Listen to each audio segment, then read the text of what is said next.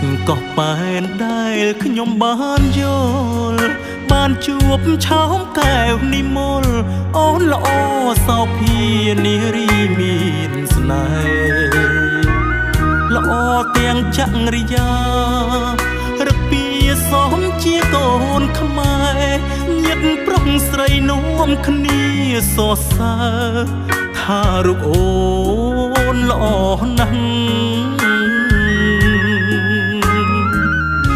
សម្រស់ទេសភាពតាមដងទន្លេល្អណាស់នៅចាញ់អូនទេអូនល្អរទ្វេសម្រស់តូចតនសង្វែងរលោងវងភាំងមូលល្អដូចចាន់បេះដូងបងញាប់ញ័រពេញប្រានពេលអូនបាញ់កាយភ្នែកមកបង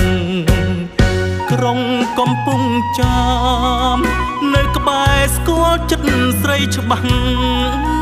សូមជួយប្រកាសពាក្យពេចន៍បងសូមចងក្រងអោស្ពីនរស័យមេត្តាសូមជួយចម្លងសូមផ្ញើវាសនាផងបើពិតជាគូនឹងខ្ញុំ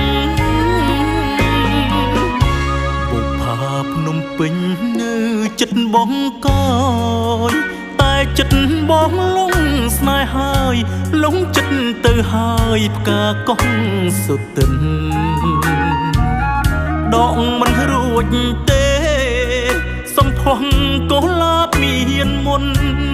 ហាក់បីដូចសណ្ដំចិត្តខ្ញុំ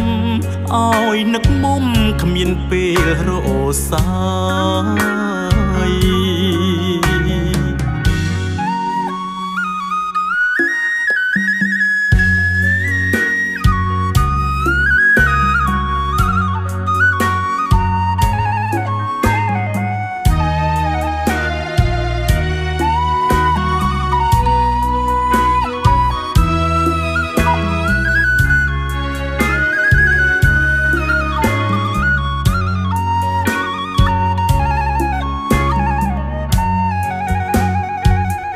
ក្រុងកំពុងចា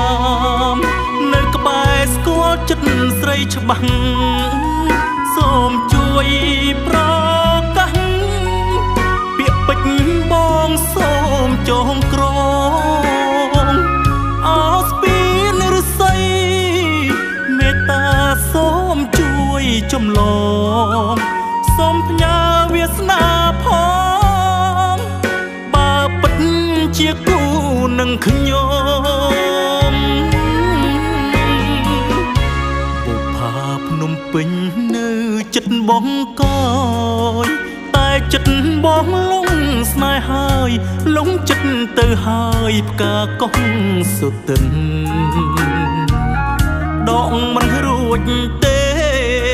សំផស្សកុលាបមានមុនហាក់បីដូចសណ្ដំចិត្តខ្ញុំឲ្យនឹកមុំ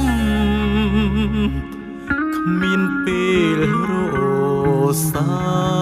យ